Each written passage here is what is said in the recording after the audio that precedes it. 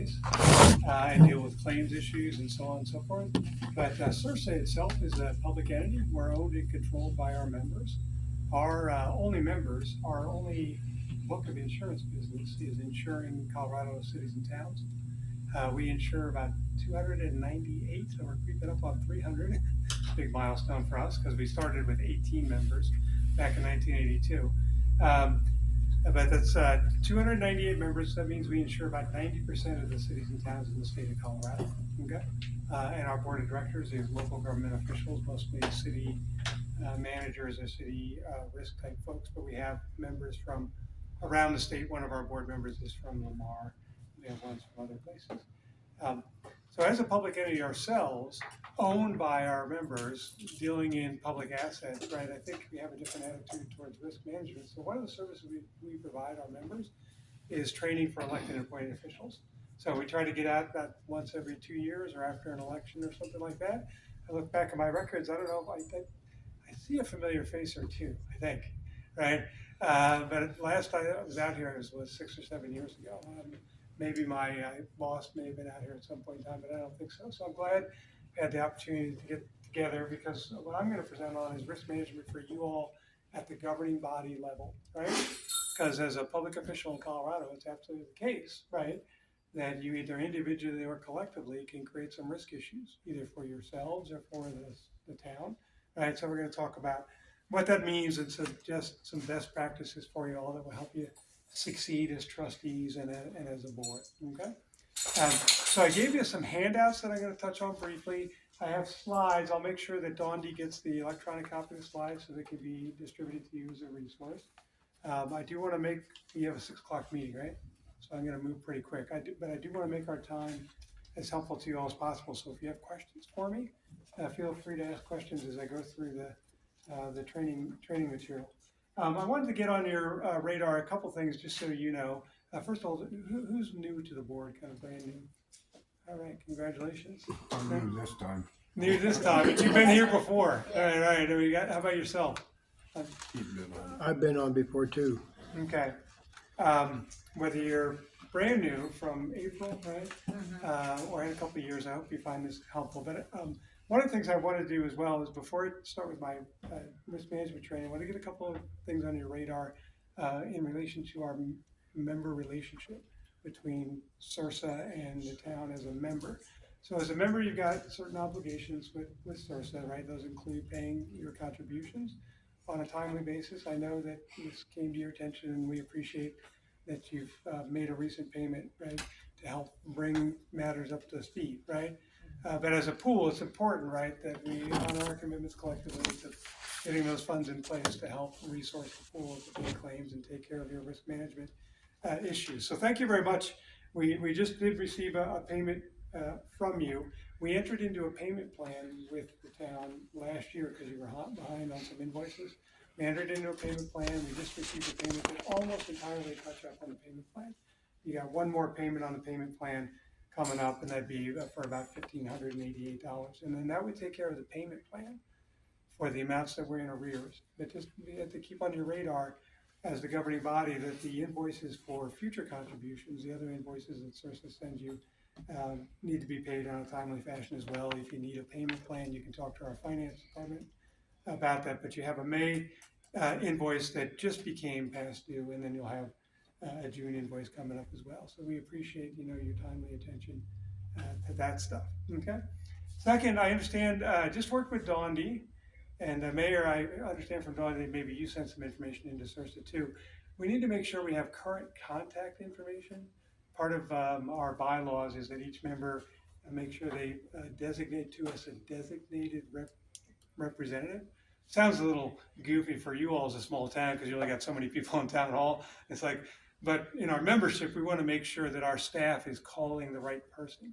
So if it's a claim issue, we want to make sure we call the claims contact.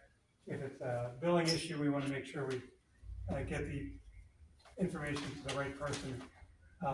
And then we also, just like, you're a member of the Colorado Municipal League as well, right? Just like them, we ask that we keep a current roster of the elected officials so that we can send you information and resources to help you do your work. So what I have here, I'm just gonna pass it around. If you all could just take a look in particular at the list of the municipal elected officials and make sure I get your names right. Don, you helped me with a couple of corrections already, so I apologize. I kept bad notes, or we kept bad notes when we first talked with people about that, so please make sure we get your information correct. And then last thing, this is mostly a staff thing, and this is also, please don't kill the messenger concern, but every year the state requires us, right, to reach out to each of our members that's in the work comp program and provide the actual payroll for the preceding year so that a work comp audit can be done, right? We're required to file that information with the state. You know, you pay your work comp premium based on the amount of payroll that you have for employees that are covered by work comp. In December of each year, that's kind of an estimated amount of payroll for the next year, and that's how we calculate your contribution. But the state, a couple of years ago, passed a statute that required all work comp insurers to obtain actual payroll information, right, for the preceding year about this time of year each year, right? I think you have to do it twice a year, actually. So the next deadline is coming up next week, and we need to get that information from you. So if you can make sure you elevate that. I think we sent the information to Steve, your attorney. We're happy to work with him to get it done, but if there's someone else who can help make sure we get that taken care of by next week, that's important. We don't want to, as you might imagine, you know, we don't want to be on the radar of the state as the one who didn't get their information into the state. I Right? just filled everything out for Perfect. Cersa, got it back to Jessica. All right. So thanks for that. I appreciate it very much. Let's pivot. One of the resources I put at your table is our elected officials handbook. Okay, we wrote that for elected officials. It's just to kind of put some risk issues, good governance issues on your radar. I hope it's a helpful resource for you. Okay. Now I'm going to jump into my slide deck and talk. We're going to talk mainly about a couple of things: the role of being a public official, organizational. She doesn't have one. Oh, I'm sorry. I kept it here so I could wave it around. I was telling myself I was going to walk it over to you. Yeah. There's a spare if you need it. Okay, we're all good with that one. We're going to talk about the role, some broad concepts about role and how it relates to risk. We'll talk about organizational structure. Right, you're a municipal corporation. Public entities, cities and towns in Colorado are corporations.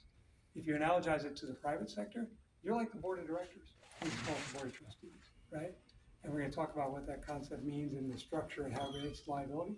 Talk a little bit about open meetings and open records, because you're responsible for complying with those laws, right?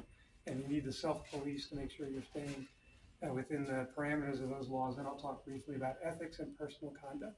So my disclaimer, of course, is though I am an attorney, my presentation, this is not attorney-client advice. That's what your town attorney is Steve Johnson, right? Yeah, that's what Steve and his team is for, right? So, but I do want to, if you have questions, feel free to ask me questions.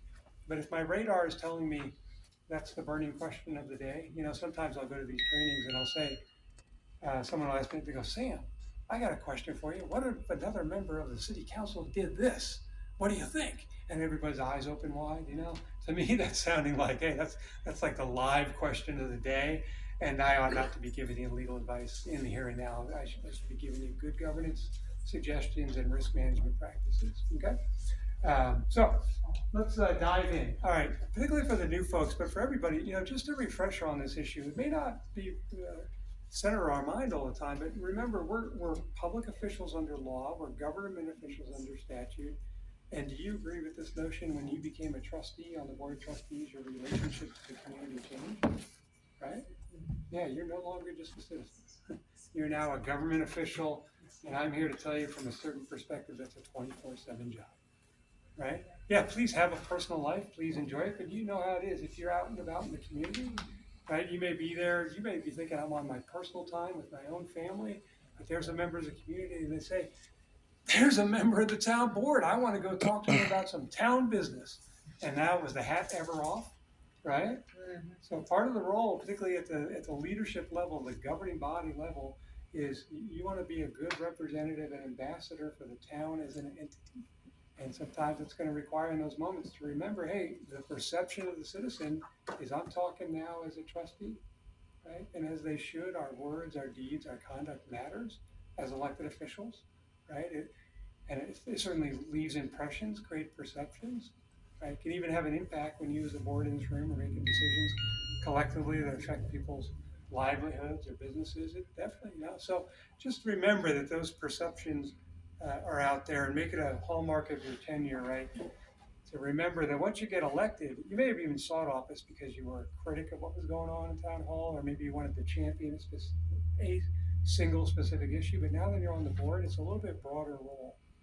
It's to be a good participant on the board and a good representative of your community on behalf of all issues that come in front of the board. And also to be a good representative and ambassador, a fiduciary of the town as a corporate entity. Okay, under state law, you are what we call legal fiduciaries. Okay, and the way the attorney would describe it is that's the obligation under the law to put the interest of the entity that you serve as a fiduciary, i.e., the town interest and the public interest above all other interests. And that's something, we got to make sure that we understand that means above our own personal interest, right? Sometimes, what's your population now? By the way, I was reading the historical sign. Somewhere around 300. I'm sorry? Somewhere around 300. 300. I was reading the historical sign at the end. It was fascinating to learn that the 2,000 population at the room was okay? But, yeah, it's pretty interesting. Sometimes, even when the meeting room is packed, you got nowhere near 300 people in the room, right? So sometimes the fiduciary responsibility is going to ask you to remember my obligation, right? Even you may have you have public comment period. Sometimes people are going to stand up during public comment and they're going to say, "Board, you got to do this and you got to do it right now for me," right? But your job as the fiduciary is to step back and say, "Wait a second, is what we're doing? Do we have authority to do it? Is it in the best interest of the town?" In those moments, even where there's a lot of pressure on you to do something, right? You want to make sure that you protect yourself from risk. And one way to do that is to step back and say, "Wait a second, this idea that this person brought here right here and now during public comment for the first time, we don't even know if we have authority to get involved in this. We don't even know if we have resources to get involved in this. We haven't even had a discussion as a board of whether we want to get involved in this." So I think it's your prerogative, right, and certainly use it to your advantage, right, to step back from that and say, "Hey, wait a second, we need to take some more time and get some more information before we do something," right? It's not a lot of our claims, but one of the things we do at Cersa is we defend legal challenges to decisions that are made by the governing body, right? And sometimes in retrospect, when there's a litigation over some decision, it becomes apparent after the fact that the decision was taken in haste or for the wrong reasons or it was taken on less than good information, right? But as the governing body, collectively, you can protect yourselves and the town from that kind of risk by using the tools that I'm mentioning here, including the one that just says, "Look, I'm sorry, citizen, it may seem disappointing for you, but we don't understand all this issue. Maybe there's different sides to the story. Again, we may have the question of whether we can even do this. And so take the time you need and get the information you need and the support you need, right, from your staff and attorney as needed to make sure that you're making good, defensible decisions that will stand the test of time, right?" Yeah, because that fiduciary concept is like representing the entirety of the interest, not just the interest of the small vocal minority, right? That can happen. You can have that dynamic sometimes. All right. So that's that piece from a broad perspective. Oh, that's sort of weird. I thought they were all going to. Oh, there we go. Everybody took the oath of office? Got one that's going to do it tonight. Oh, that's great. Yeah, all right, you got to take that oath. And so the oath isn't on your mind every day once you get in the office, but when you took the oath, you made certain commitments that regulate your conduct individually and collectively as trustees, right? Embedded in the oath is, for example, a commitment to respect the boundaries and allocation of responsibilities set by law, right? Understanding your role and authority, and as importantly, understanding what authority you don't have. We'll talk more about that in a little bit. You made a commitment to lawful conduct, including following the town's rules and applicable state statutes on how you do your work. As a primary example of that, we'll talk about the state statutes that apply to you around open meetings a little bit later. Once you got elected or appointed, you became subject to the Colorado Standards of Conduct. That's the state ethic code that regulates the conduct and behavior of elected officials under state law. We'll talk briefly about that. And then the last one there, that doesn't really look or sound like a risk management concept, but it really is, right? You have to remember that when we were elected or appointed, we were elected individually, right? But what's the job?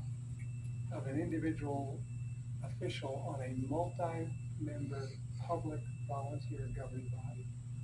It's to bring your voice to the discussions of the board as a whole, right? We have 7 voices contributing to the board, but the board speaks with how many voices? 1 voice. And by that I don't mean every vote's got to be 7-0. 4-3 is perfectly natural and fine if you have some split votes.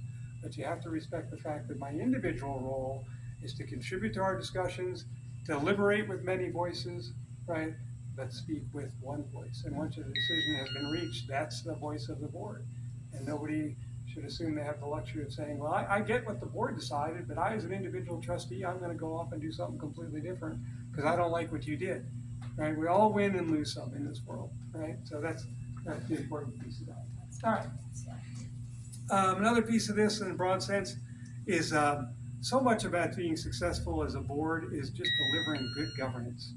And to me, from a risk management perspective, even that, in terms of actual like legal claims and civil litigation, it really boils down how we manage that risk. It boils down to just committing to a couple of good governance civics types of principles, right?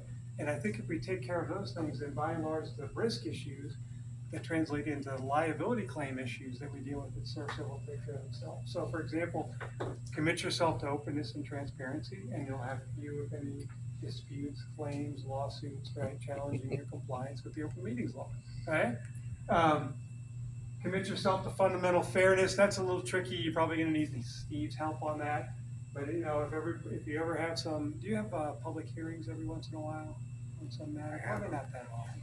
Yeah. 6 years ago. Even if somebody ever says, if you do that, you're violating my constitutional rights.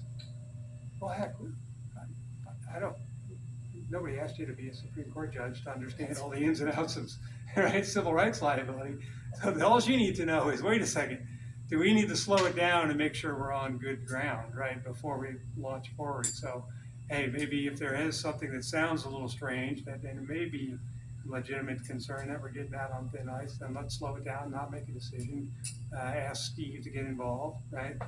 Cersa is also available if you have a liability situation where you want a little bit of assistance, but it's not a replacement for your town attorney's advice. But we see a lot of issues among our 280 members. So if Steve wants to call me and bounce an issue off me, we're happy to provide that assistance. So no additional cost to the member. The other thing the law requires, you have ordinances, right? Do you have a book of ordinances, or are they just kind of? We just got a new municipal code adopted this last year, so there's not many ordinances changing Okay. it. Yeah, but that's nice because they're all in one place now. Yeah, I used to represent, before I did this, I represented many small municipalities, and we would have this with the clerk. We'd go, I know we have an ordinance on that, but where the heck is it, you know? But from where you sit as the governing body, recognize, right, there's all sorts of statutes and ordinances that kind of set guidelines, right, guardrails, both substantively and procedurally about how you make decisions. We're duty bound as part of our oath to make sure that we apply the rules that apply, and that we apply them in a predictable and even-handed basis. You don't want to be a board that gets the vibe of where someone comes in front of you with a request. Maybe you've got, I don't know what it could be, let's just make one up. Maybe you have to come to the town board for approval to store some building materials in the right-of-way, right? It's public right-of-way. I got to get permission from the board. Maybe you've got a little process around that, where if you want to do that, you got to tell us for how long and how much, and how are you going to make sure that there's warnings or traffic cones so that there's no risk of injury. And you got some rules around that. So you don't want to be in a situation where somebody who comes forward with that request says, hey, that was easy peasy, I understand what the rules were, the question was straightforward, and I got an approval. But then there's someone else who has the exact same request who's thinking, well, that's strange, because when I went to the board for my request, they started asking me for things that I didn't think I was required to provide. It even cost me some additional money to get those things that they were asking for. When I got to the board meeting, there were some strange discussions going on, and most concerningly, when it came time to decide my request, that's the first time the board took some strange and unprecedented interpretation of their rules and turned me down, right? Or it's a flip side too, you know, it's one that should be turned down, but we took some strange and novel interpretation and said yes when we really should have been saying no, right? So it doesn't bubble up all the time into legal claims, but it's more likely to bubble up in the legal claims if people have a lot of money invested in in the request they're bringing to you, right? Or their livelihoods at stake, or their business as at stake. But I think the real importance of that, even if it's not a civil litigation issue, is building faith and trust with the citizens in how you do your work as a board. If people come to you and they believe, right, that you're making decisions consistently on an even-handed basis. And that's what so much about local government is about in terms of process, right? Process itself is a product. And you as a board provide one of, if not the most important process, which is to provide a place here in this room where people come to you with town business requests and other items, right? And your job is collectively, right, to have those discussions and deliberations. You want people to walk away, even if the answer that you had to give them was no. You want them to walk away and say, oh, I now understand why they had to say no, right? I'm still disappointed that they said no or said yes, but I get it. And it was a fair process. I feel like I was heard. I feel like the rules were understood. And I feel like the board collectively, even though they may have had differences of opinion, they hashed that through and they made a decision. It's in the best interest of the town, right? And then we're done. Right? So that's a great place to be in terms of building faith and trust, right? Mutual respect for each other, right, is another piece that might be embedded in the oath. Recognize that on an elected board of trustees, the mayor has the additional role under the statute of being the presiding officer, right? Uh, but he's also a member of the board. Do you vote only in the case of a tie? Or do you Tiebreaker. Oh, well, lucky you, right? Yeah. So one of the dynamics is you have to ask ourselves, I hope you don't have a lot of tie votes, but one thing to ask yourself, it's not on this slide deck, I do another training. You know, if you're always lining up with butt heads 3-3, the way I look at that is I go, well, that's kind of odd because we have seven different people with different perspectives and everybody brings their own experience. How come we're always lining up 3-3? There must be some reason other than policy perspectives, right? And the other thing, if you're always butting heads 3-3, is who are you giving all the power to? You like that? No. Right? Yeah, so we want to be eyes up and hash through our policy differences and know that we're going to win some and lose some. But as a group of 7 co-equals on a board of trustees, the mutuality of respect also means, right, that we should honor the fact that we're all on an equal plane and that our deliberations with each other, right, it's a safe, respectful spot where each person gets to say their piece on the business matter at hand. And even if we disagree, we're actively listening and we say, I hear what you're saying, but we're going to have to agree to disagree.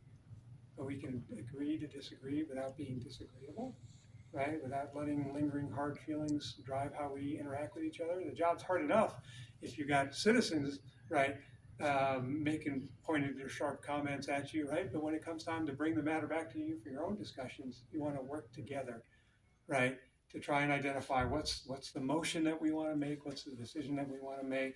And if you're reading the tea leaves and you recognize that, I guess I'm not going to be on the prevailing side of this one, then at the appropriate point in time, we cast our vote. If it's a dissenting vote, I vote no, and then we move on. That matter's been decided, next agenda item, right? Yeah. There's a risk dynamic to it that we'll talk about more in a minute. By the way, I know you have a 6 o'clock, so if someone will, I thought I had my phone here to keep track of time. But if somebody wants to wave, wave at me when we're getting close, because you probably want to take a little break before you start your board meeting, right? All right, commit to supporting the town structure. Now, this relates to a liability issue, and I want to couch it this way. It is possible under state and federal law for elected officials to be sued and even sued individually and even be held individually and personally liable for something that they do or don't do, right, as an elected official. But the good news is we've got strong protection, right? I do a whole separate training on this, but just in the time we have, I just want to emphasize a little bit about how it works. Under state law, under what's called the Colorado Governmental Immunity Act, the town, and by extension Cersa, right, your insurance provider, is obligated to defend you and pay judgments entered against you for acts or omissions as a trustee. Good news, there's protection, right? But that protection has some limitations. Those protections apply only so long as you're acting within the scope of your employment as a trustee and not acting in a willful and wanton manner. So scope of employment is important. It sounds weird to you because you're not an employee like Dondi, right, or other paid employees of the town. But the takeaway is it's simply the phrase that's used in the immunity statute. Okay? And it means understanding what's my role, what's my authority, and staying within my role and authority, and not getting involved in areas that I don't have authority. I'll give you an easy example on scope of employment. Within your organizational structure, within the ordinances and powers that you have, is it within the scope of any one trustee to negotiate and sign a contract on behalf of the board?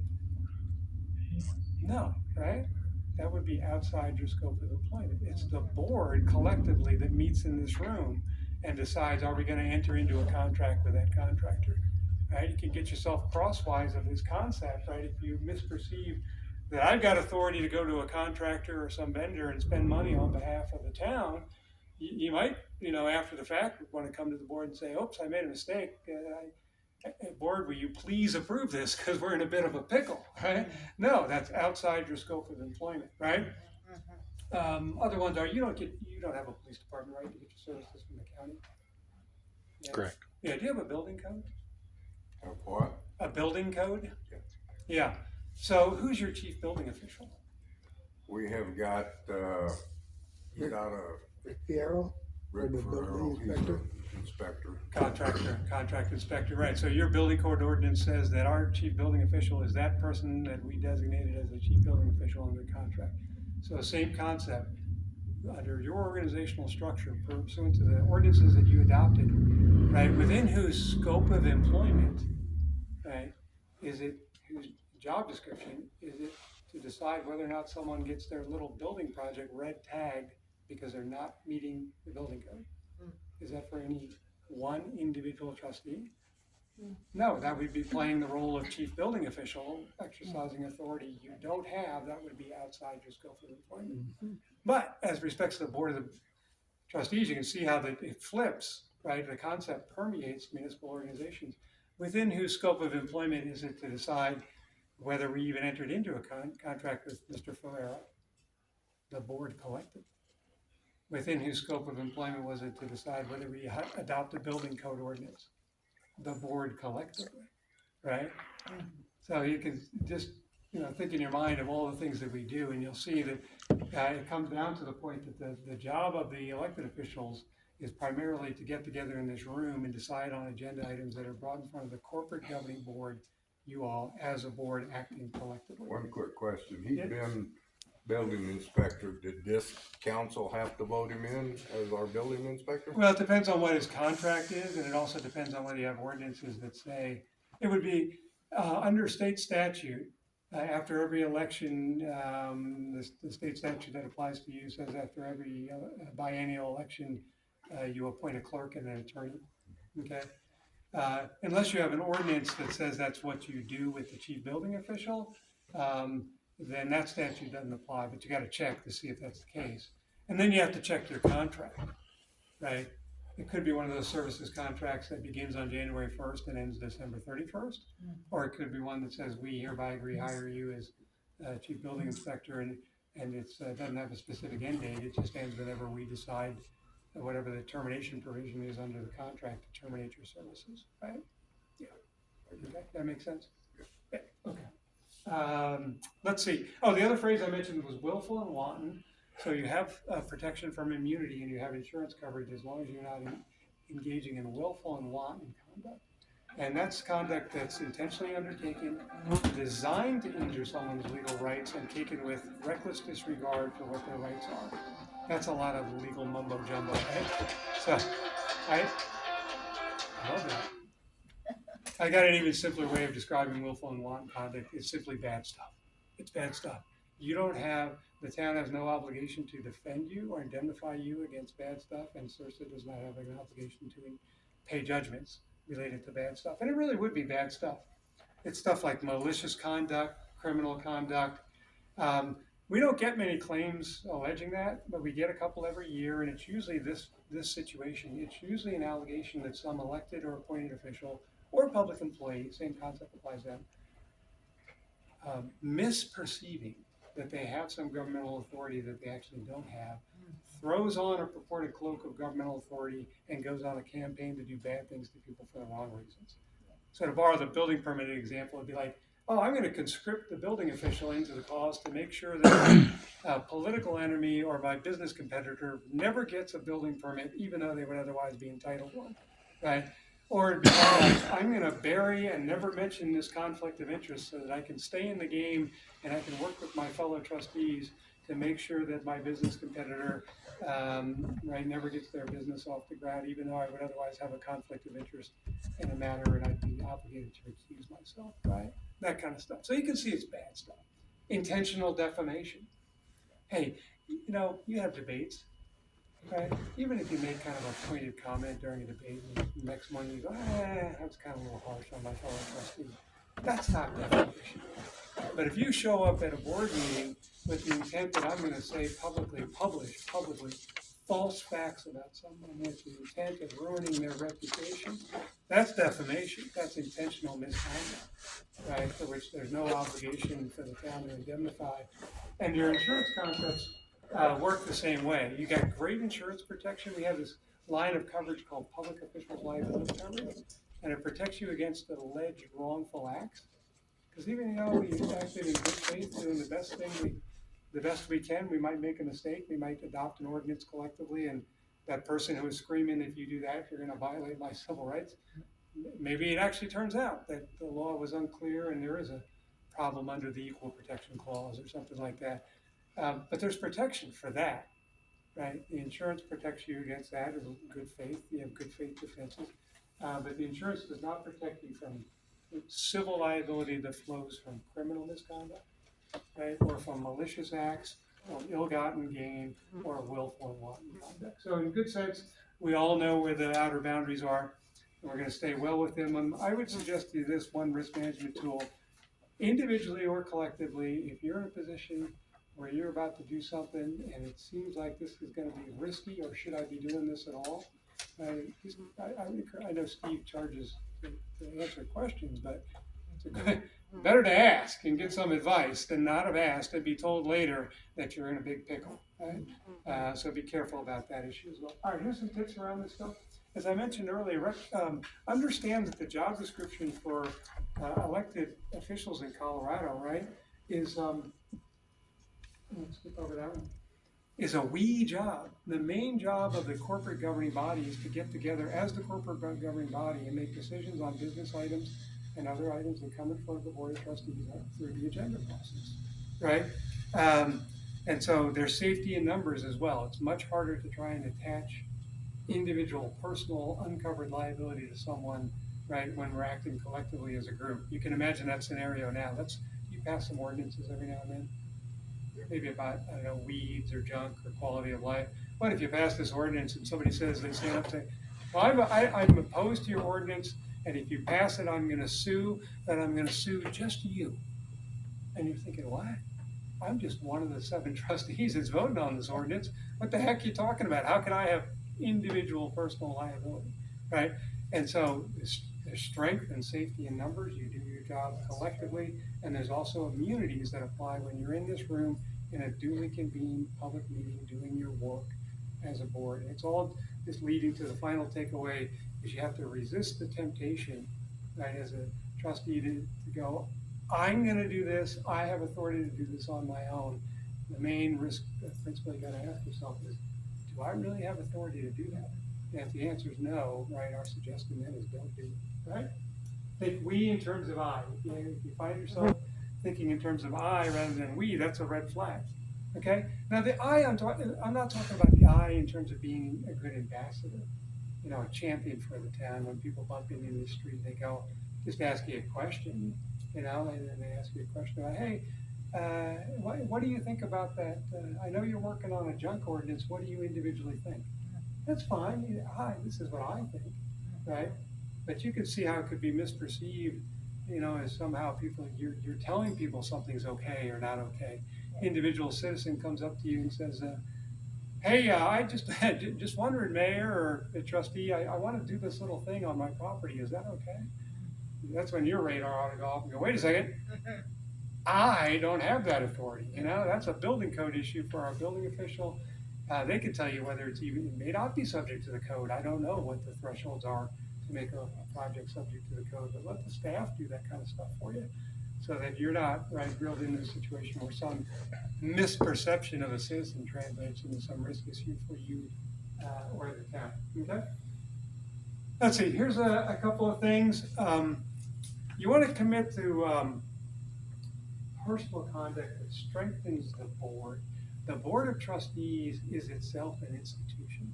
It's going to still exist after we're all done with our tenure. And I think as being a fiduciary, right, that idea of putting best interests above one's own interests, sometimes it's going to ask us that we commit to even personal conduct, and you might be thinking to yourself, I don't really want to do that. But you know what?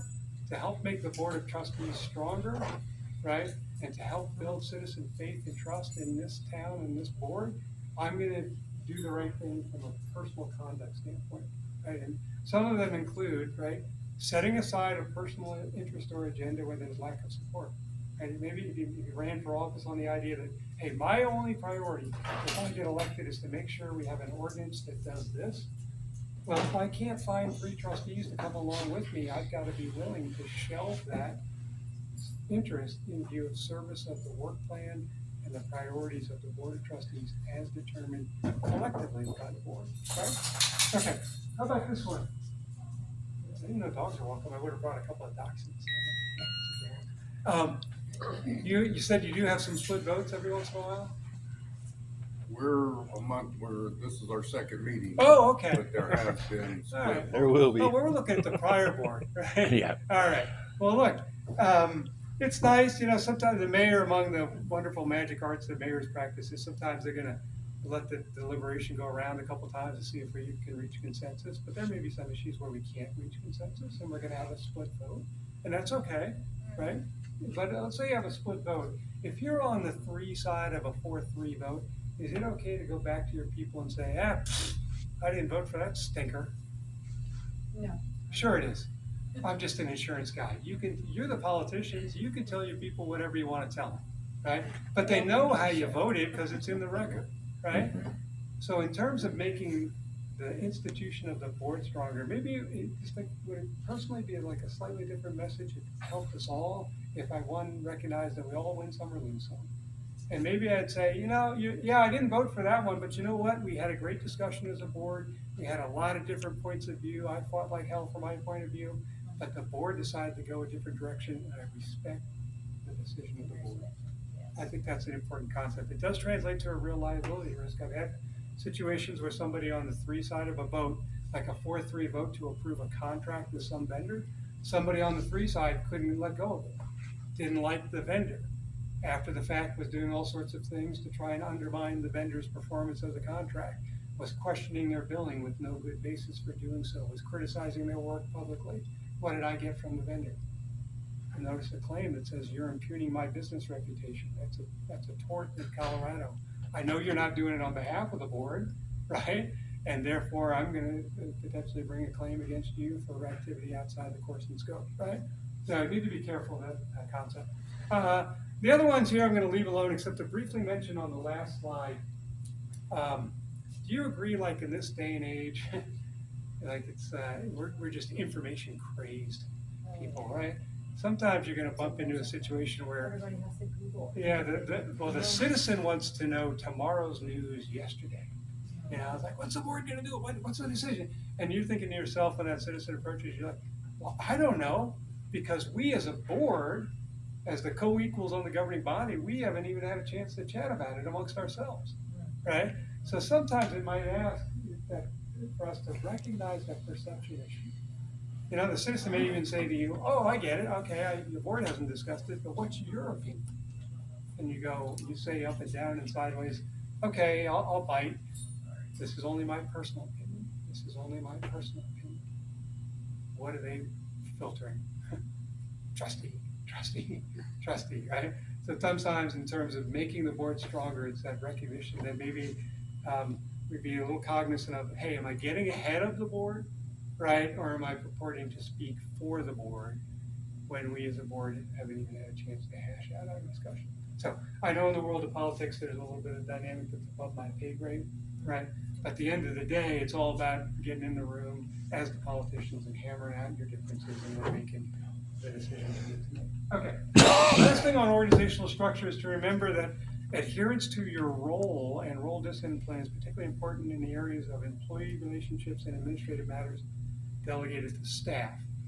I think I've handled administrative matters through my building permit example, right? Just recognize by through your own organizational structure and ordinances, you have delegated, assigned to your chief building official that function. That means it's not your function, right? You can change it if you want. I suppose you as a board could pass an ordinance that says, we as a board will look at every single building permit, but we're part-time citizen volunteer policymakers. We're not building code, right? So with staff, how many staff do you have? 3. 3, okay, so In they're the all are reporting to the board, or do you have maybe one where there's a department head and then somebody they've all under been it? appointed.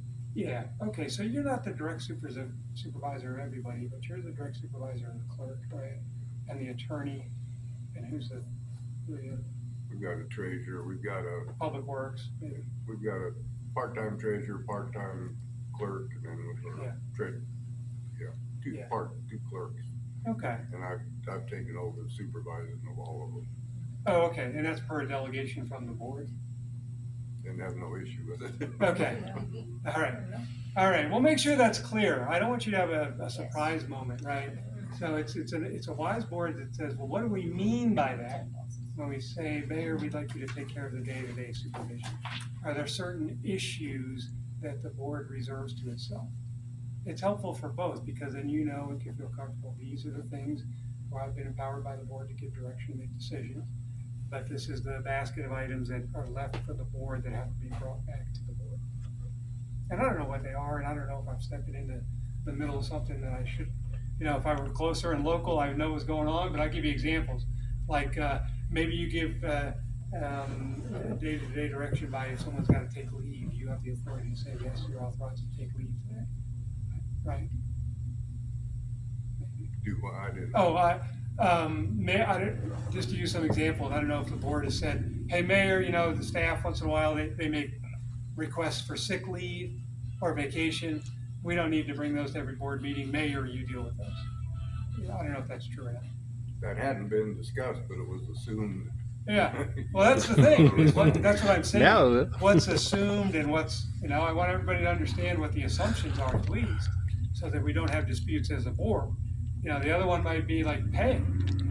When we say, hey, one of us is responsible and has the authority to deal with pay issues, are we talking about, just signing the timesheets and approving the payroll? Are we talking about making pay adjustments or paying bonuses? It's the governing body collectively holds that power, but you also have the power to parcel it out. So I would encourage you to just make sure we have good working understandings about who exercises what authority. Because I don't want you to, I'm saying it because I don't want you to have a big dispute amongst yourselves about who should be doing what, right? As far as supervising and straightening it out, we've got a trash crew, a town crew. Yeah, So I've assumed the position of supervising those. yeah, Terminating, hiring will come through the board, pay increases come through the board, Yep. everything that's.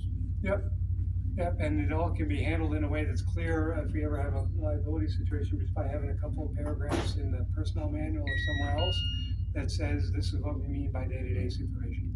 Like you're assigning the trash crew to, this is where the priority is this week, right? Or this is what you need to do with that, right? But if, the regional, you take stuff here to a regional transfer station. Do what? You take your waste then to a regional transfer station. Yeah. Otero County. Yeah, but then, and then Otero County has got a proposal. They say we're increasing our rates. Is that something that the mayor or one trustee approves, or does that come to the board?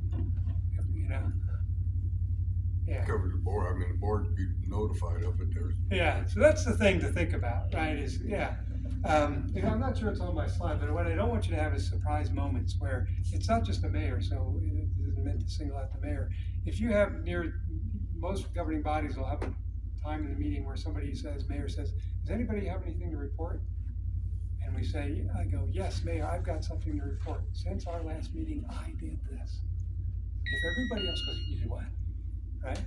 Or I didn't know you could do that, right? It's a wise board that has those discussions. You don't have to tackle all the issues at one time, but if that's bubbling up, I think it's important to have that discussion to try to arrive at mutual understandings of what are our norms and expectations for the things that we purportedly do individually on behalf of the board. And the mayor's in the unique situation as the executive head and presiding officer. It sounds like you want to assign that authority to the mayor, right? To make sure he's supported then when you give him that, right? And that I think means having clarity about what the roles are. Okay, that's that on that. Let's talk about open meetings real quick because I want to try and get you on your 6 o'clock schedule. You all know, right, from Steve that you're subject to the open meetings law, right? And we all know that the basic rule under that is what we call the openness rule. And it says whenever 3 or more members of the board meet to discuss public business, that's a meeting that has to be open to the public. That simply means the public has a right to observe the discussion, okay? And then recognize that the Board of Trustees can only take action at a duly noticed public meeting for which an agenda has been published in advance. Full and timely notice under the statute means, timely means posted agenda at least 24 hours in advance. Full notice means the agenda includes specific agenda information where possible. Right, so whatever your agenda setting process is, make sure that we're intentional and we post on that agenda everything, right, that we can think of that we're going to discuss or act on that evening. Okay, there is claims around this. We don't want to be in a situation, sometimes we get to a meeting and we go, oh, darn it, I meant to ask if we could put that on the agenda, right? Well, it might be possible if it's something routine and administrative, but you ought not to be putting blockbuster items on the agenda. And we definitely ought not to be avoiding putting items on the agenda on the fear that if this is on the agenda, then we're going to have a big crowd and people are going to be upset. Because if they're going to be upset when they know it's on the agenda, imagine how upset they're going to be when they learned you talked about it when it wasn't on the agenda and made a decision. I used to represent a small municipality that actually took that issue all the way up to the Supreme Court. But vague agenda titles, adding agenda items, last minute, night of, those are just not good practices. I want to be transparent on that, okay? Recognize that a meeting for purposes of the openness requirement includes a meeting in person, by telephone, or by electronic means. That's why Steve and staff has told you, hey, do we use email to do our work as trustees? We haven't yet. We're gonna talk about that tonight as far as notification, not as far as work and stuff. Yeah. So it's good for certain things, but the statute is basically saying if 3 or more of you discuss public business, the merits or substance of public business by email, that's also a meeting. And the problem is what? It's not an open meeting, right? So my second handout about email explains that email is okay for certain routine administrative things, like just determining everybody's scheduling and availability, right? Or just sending out an FYI, even if all 7 of you are on that thread, right? Those kinds of things. But you can see what's not going on in those types of routine communications is the 7 policymakers, you all, are not having discussions of the merits or substance of some decision, okay? Okay, the openness requirement does not apply to chance gatherings or purely social gatherings. So the government watchdog who sees 3 or 4 of you at the supermarket, and just 3 of you being in this one place at the same time, that's not a violation, right? But if you bump into 3 of you bump into each other at the coffee shop or something, you can't then say, oh, hey, while we're here, did you take a look at the packet and how are you going to vote on that budget amendment? Let's talk about that and figure out outside the meeting how we're going to vote. That would be a problem. That would be a violation of the statute. Okay. All right. Do you ever have executive sessions? Have what? Executive sessions, private discussions. All right. Remember that Steve, I would encourage you to have Steve available by video link if you can't make it in person to help you make sure you stay on track, manage your executive session risk. You can only have executive sessions for specific statutorily authorized topics, right?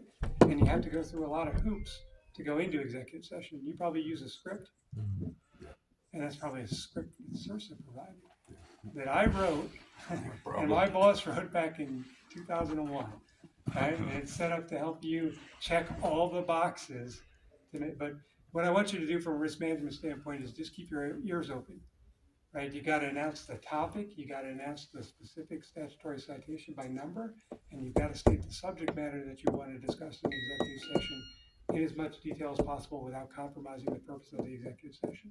So while you're sitting there going through all those steps, if any one of you says, it sounds like something off, we just stop for a minute and go, hey, did we check all the boxes, right?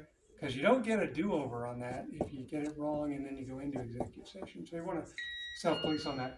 When you're in executive session, a couple things, make sure your discussions can only be on that authorized topic that you announced, right? So if you go into executive session for a consultation with the town attorney, that's what the executive said, that's the box. You can't bring in other topics, right? The other thing is the discussions in executive session are confidential. And as legal fiduciaries, I think you're obligated to respect the confidentiality of confidential information as identified by the town board, right? And I think you're required to protect the confidentiality of those discussions, even if you voted against going into executive session, or even if you can't stand what was discussed, right? Does any one member have the right, or should they feel they have the right to leave an executive session and then leak what was discussed? Seems to me that would be contrary to one's fiduciary duty, right? And in the real tough issues that we deal with, in fact, I have pending motions about this issue where we have people trying to assert that the entity waived its attorney-client privilege because members of its governing body were leaking information. Not a good place to be. Is that going to make a claim potentially more expensive for you? Yeah, probably, right? So that's a problem. So make sure we honor that. The other last kind of realistic, practical advice is to recognize under Colorado law, executive sessions have to be recorded, electronically recorded. There's one exception to that, and that's when the attorney asks you to turn off the recording device for an attorney-client communication. But in all other circumstances, there's a recording being made of the discussion in executive session.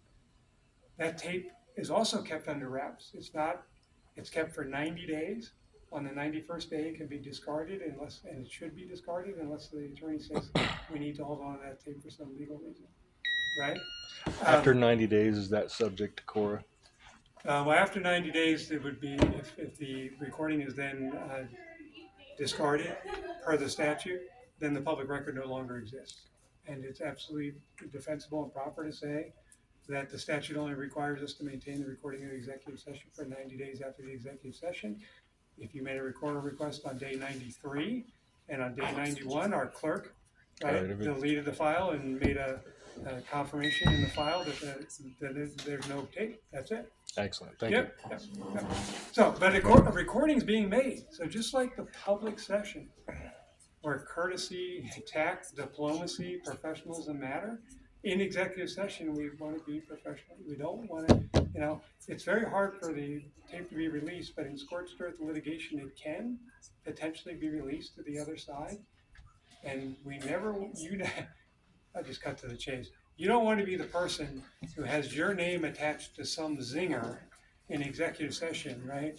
That was some really bad comment that made our risk situation a lot worse. It just means stay focused on the merits of the issue to be discussed, use appropriate tone and language, and just have a good discussion about whatever needs to be discussed in executive session. All right. If you're using email, one of my handouts talks more about that issue, so I'll just leave it at that. Other than to say, separate from the open meetings issue, we all understand that under state statute, the Colorado Open Records Law, right, the correspondence of elected officials is a public record. There are some exceptions and nuances to that, so we just need to recognize that those emails or text messages that we send or receive, right, wearing our trustee hat, that we send or receive doing our job as a trustee, under law, those are open to public inspection with some limited exceptions. So my takeaway on that risk management piece is don't say in an email or a text message as an elected official anything you wouldn't want to read in the newspaper, that you wouldn't want to say in a public meeting, or in my world, have read back to you in a legal proceeding during your deposition. Okay?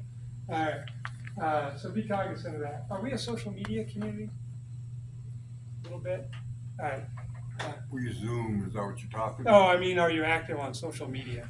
The town has a Facebook page. Yeah. Okay. Yeah, just be, I feel, I'm sorry if this is happening, but do you agree that it's just a reality of this world that sometimes elected and appointed officials and public employees can be on the receiving end of less than courteous commentary on social media. All right. Well, we're just gonna have a thick skin, okay? If there's something that really is concerning you, talk to your town attorney about it. But otherwise, recognize that all of that difficulty that's going on social media, most of it is First Amendment protected speech, and we're just gonna leave it alone. Yes, it stinks, but take comfort in this: there are 500 billion social media posts a day. So what feels like something that's got us all excited in the moment here and now is going to be yesterday's news by the end of today. So we just let that stuff roll off. A couple of thoughts on meetings best practices. Um, make sure we stay on the agenda. We follow the agenda. Try to develop common understandings about how the flow of our meetings goes. The mayor takes most of the heavy lift on that. But have things that show people that our meetings have a predictable process to it. Like the next agenda item, what happens next? We ask for staff input if there is any, right? When we talk amongst ourselves, is it each member talks once before any member talks twice? Do we have just kind of understandings to help the flow, right? Because this is the meeting of the governmental board of directors. The main purpose of the meeting is for you to get your work done as the governing body, okay? All right, and then have common practices around public comment. You allow public comment period, okay? Is there a time limit? 3 minutes. Yeah, just make sure that maybe we're flexible with that, but we've got to be consistent. We got to be consistent with that. We have to recognize again that public comment is protected First Amendment speech in most cases. So, Citizen Sam, you call me up for citizen comment, and the Citizen Sam says, 30 seconds into it, I can't stand government, and you're all crooks and liars. And then Sam launches off on a personal attack on you. What happens next? I probably get another 2.5 minutes, right? Because I get my 3 minutes, and there really aren't that many limitations, right? So, and I would encourage you, if it's a personal attack, yeah, that stinks, but I would encourage you not to jump in and have a back and forth. The public comment period is simply the time for people to bring you their thoughts on issues that they have on their mind, and this is when we as a board are simply actively listening and thanking people for their comments and then moving on to the next comment. Right? We shouldn't be taking up action items based on public comment, because why? Because it wasn't on the agenda. Yes, the person showed up and had something on their mind, but if it's a matter of public policy that affects more than just the person saying it, then the right way to do it is get it on an agenda, get the information you need to help you make whatever decision you need, and then it's an opportunity for everyone to hear the discussion, not just the folks who brought it up during public comment, right? All right, any questions about those meeting practices? All right, I'm rolling as quick as I can. Maintain a degree of formality that applies at the dais. And two, if you have a difficult moment, a couple of things.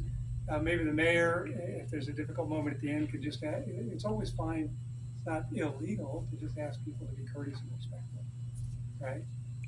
Yeah, but we don't remove people from a public meeting based on the viewpoint of what they're expressing, as long as they're not inciting a riot or violence or engaged in sexually charged obscenity. That would be unprotected speech under law, right? But if we have difficult moments, the mayor always has the prerogative to say, hey, just a reminder, as I said at the beginning of the public comment period, let's be civil and respectful, respect each other's time. We're here as a community, let's just be respectful, right? In that regard. You do use a podium. I think we like to be informal, but you don't want to be informal to a fault. There's things like making sure that people are recognized by the mayor before they speak, that we're not either at the dais or in the audience, yelling back and forth at each other or speaking over each other. It's one person at a time, and everybody gets their chance. Right? Okay. You good with motions? Do we need to talk about how you make motions and stuff like that? You got good procedures around that? Yeah, so when you're ready to take action, we get a motion and a second, the mayor's got whatever steps he follows, just have some consistent practices around that. But when we're ready to take action, a good practice that I would suggest is just before the vote, we confirm one more time, all right, what's the proposed motion? Everybody clear on what we're about to vote on. And then, we're in a good spot. We're making a good record of our procedure. All right, last thing is to aggregate it back up to some broader level themes here. And that is to embrace wise leadership as the multi-member volunteer policy-making governing body of the community, right? Recognize that you set the tone for the entire town government, right? It's important both for building faith and trust and for managing risk that we use courtesy, tact, diplomacy with each other, particularly in public actions. Um, Make sure as a body we commit to a no surprises approach. We talked about that earlier, but your meetings ought not to have surprise moments with each other because we're co-equals. Ought not to have gotcha moments. There ought not to be any staff bashing, right, with your staff. If you do have a concern, then you want to find the appropriate time. It might be a need for an executive session for a personnel matter, right?